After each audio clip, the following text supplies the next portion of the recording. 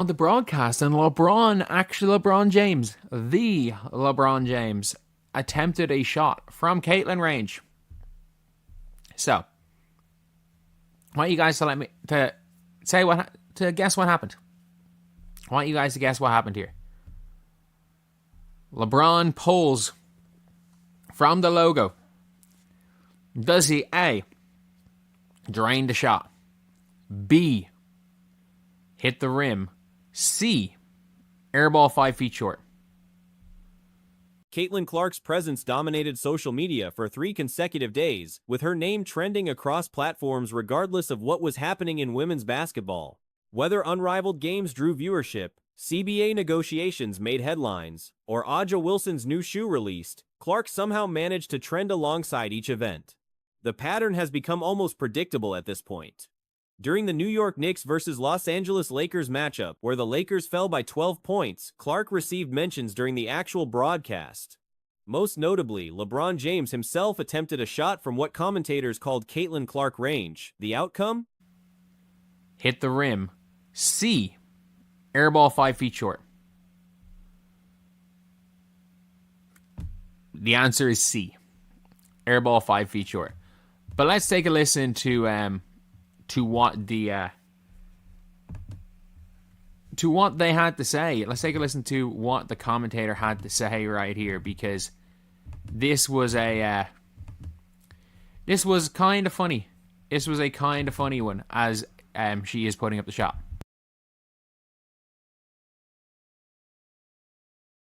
LeBron pulled up from the logo and airballed the attempt, falling about 5 feet short of the rim.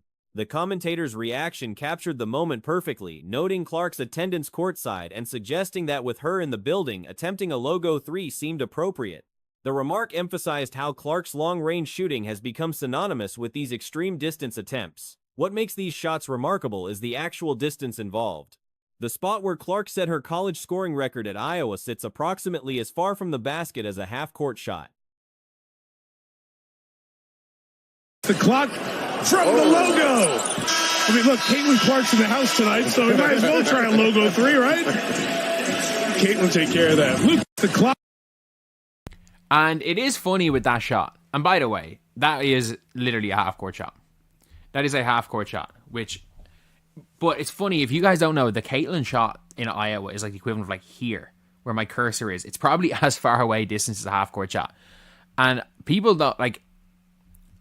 Many people significantly underestimate the difficulty of shots from this distance. Casual visitors to Iowa's court often attempt shots from the Caitlin Clark logo, heaving the basketball with all their strength, struggling to reach the rim from a spot where Clark routinely connected as if it were nothing. The ease with which she drains these attempts remains one of the most impressive aspects of her game.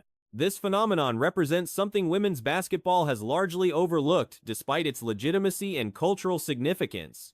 Throughout basketball culture, players have always shouted names when taking shots. It's a half-court shot. And people underestimate how difficult a shot that is. Like, you see it in Iowa. People that are just kind of like going onto the... there are people that are just they just go onto the Iowa court and start shooting from the Caitlin Clark logo. And they're just heaving the ball. And it's where Caitlin Clark set the damn record. Like, it was nothing. Like, the fact that those shots are nothing to Caitlin Clark is still one of the craziest things. And not only that, for an entire generation, throwing paper into trash bins meant yelling, Kobe. Even people with zero basketball knowledge adopted this practice, connecting Bryant's name with clutch shooting. Deep three-point attempts similarly carried player associations depending on the era. From roughly 2011 to 2015, the 30-foot bomb became known as Jimmer range after Jimmer Fredette's college exploits. Once Stephen Curry's dominance took over, Steph range replaced it as the term for extreme distance three-pointers. Now these shots from the logo are increasingly referred to as Caitlin Clark range. Some longtime WNBA fans might take issue with this terminology, preferring perhaps Marina Mabrey as the name associated with long-range shooting. Thing to Caitlin Clark is still one of the craziest things. And not only that, and this is one of those things that I've always said has been one of the biggest things when it comes to women's basketball that they've decided to ignore. And there is a legitimacy that comes with it. We all grew up. I'm 29. What if you are my age or around my age, maybe a bit younger, maybe a bit older, and you threw a piece of paper? However, the statistics tell a different story. Clark attempts more shots from extreme distance, makes them at a higher percentage, and converts more total makes than other players. During her rookie season, Clark's shooting percentage from 35 feet actually exceeded Mabry's overall field goal percentage from the previous year. Not from inside the three-point line, as sometimes stated, but from the field overall. Clark shot approximately 36% on 35-footers, while Mabry's field goal percentage sat around 35%. The physical location where Clark set her scoring record drives home just how absurd these shots are. The paper into a bin. What did you shout? You shouted Kobe. I'm Irish. I had friends that didn't know anything about basketball. They shouted Kobe as the ball went in, or as the piece of paper went in the bin. When you took a shot from deep, what did you say you were shooting from? Depending on your era, you either got sent. Standing at the S in Madison Square Garden represents roughly the same distance as where she broke the record. These aren't jump shots from 28 feet, they're legitimate half-court range attempts executed with regularity and precision. The logo shot will likely remain associated with Clark going forward. The sheer difficulty of generating enough power to reach the basket from such distance cannot be overstated. The mechanics required are extraordinarily challenging. Depending on your era, you either got sent. It was either I'm getting sent to the bench, or it was then Jimmer range. It was Jimmer range for a while. For anyone saying, "Oh, it was Steph," it was always Steph range. No, it was from 2011 to 2015. The 30-foot bomb was considered Jimmer range. It was considered Jimmer range. Then, once Steph took over, it was Steph range, and now that is from Caitlin Clark range. Generating sufficient leg power, timing the release properly, and maintaining shooting technique while launching from that far presents problems even for elite athletes. The technical aspects reveal why so few players can execute these shots. Shooting from extreme range requires releasing the ball earlier in the jump motion than standard three-pointers. Most shooters release near the apex of their jump, using their legs to generate upward momentum and then releasing at the peak. From Caitlin Clark range, shooters must release on the way up, while still transferring maximum leg power into the shot. That is what that shot is from. Yes, old WNBA fans are be pissed off that, I don't know, you're not calling it Marina Mabry range because she shoots less of them at a lower percentage and makes less of them.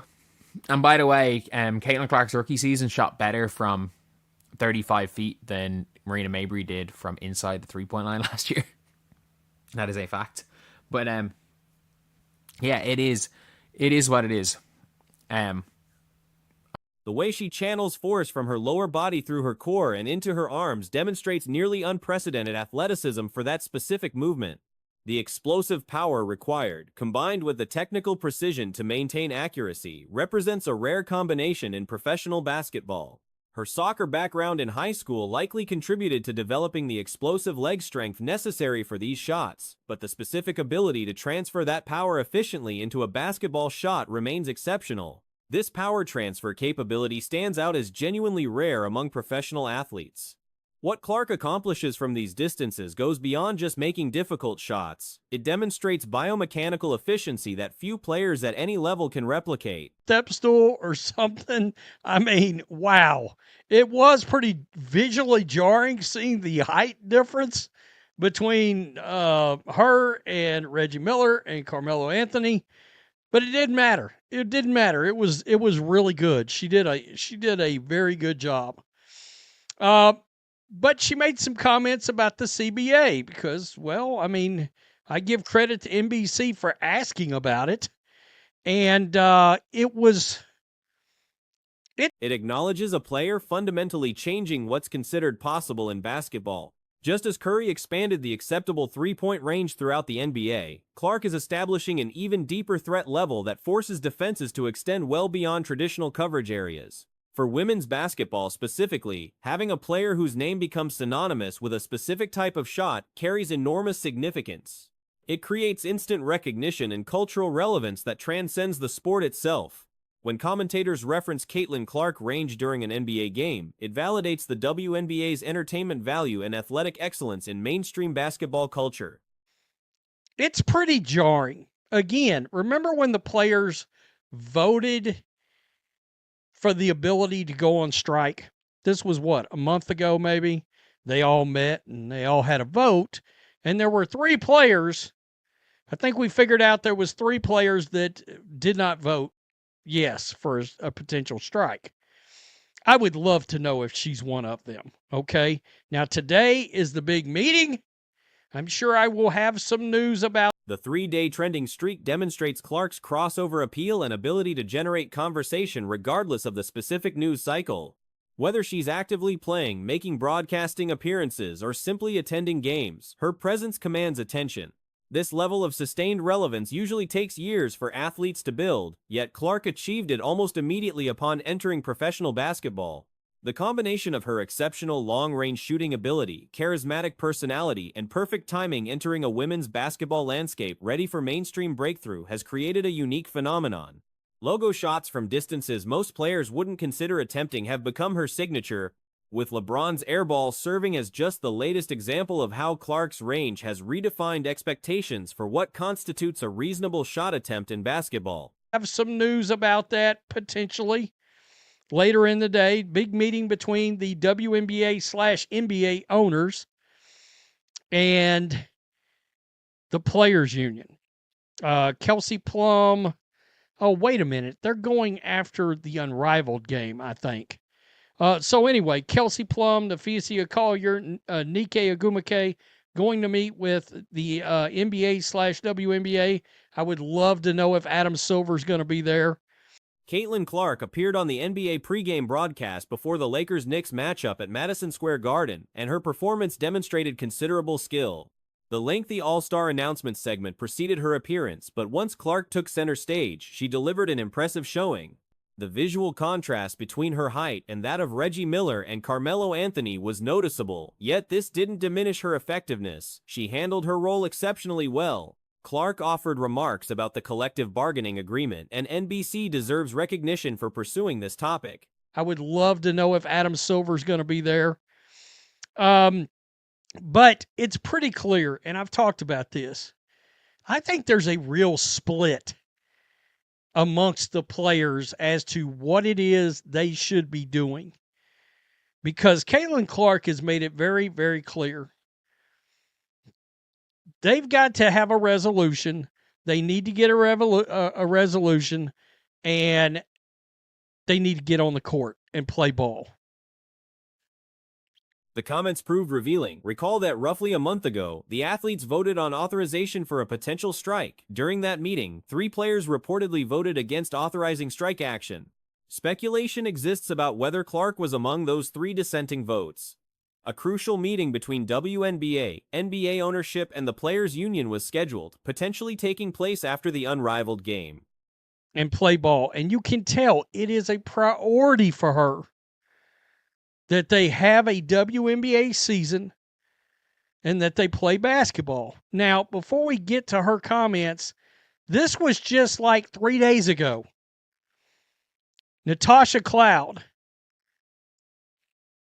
Honestly, I'm just kind of like upset, frustrated, all of us, and in a lot of ways just like disgusted with the W and how they're handling this and their lack of value. Kelsey Plum, Nafisa Collier, and Nneka Ogwumike. Their lack of value, their lack of worth for us, their lack of even trying to attempt to move the needle with us. Like, we know what is on the horizon. We know in 2 years our TV deal is up and there's a new TV deal that's going to come that they're not even putting on the table for us. The percentages, if we actually told you the percentages of what they're giving, that they're like sending to us, it would absolutely piss y'all off. Mm-hmm. So like, just know when we are standing firm in our feet and 10 toes down, there is a reason, and we will not move until y'all move. For context, just days earlier, Natasha Cloud expressed dramatically different sentiments. She voiced frustration and disgust with the league's handling of negotiations, criticizing their perceived failure to recognize player value and their unwillingness to meaningfully engage. She referenced the upcoming television deal renegotiation in 2 years, suggesting the league wasn't addressing this properly in current discussions. Cloud claimed the actual percentage splits being proposed would anger people if disclosed publicly. She stated firmly that the athletes won't compromise their position, looking directly into the camera to declare they won't move until the league does. There is a reason, and we will not move until y'all move. So I'm going to look directly into the camera, too. We will not move until y'all move. And it would be the worst business decision of any business to not literally pay the players that make your business go. Move without us, there's no W's. And it would be the worst business. The pressure is on the any business on to not literally pay Adam, the players, everyone that is in that front office. Honestly, I'm Okay. I mean, that was her comments from the other day. And do you notice that Caitlin Clark seems to be the only one that doesn't launch some kind of actual attack on the WNBA? I mean, they're talking like, hey, we don't need the WNBA. We can do unrivaled, blah, blah, blah, blah, blah. And the manner in which their message is delivered, it is startling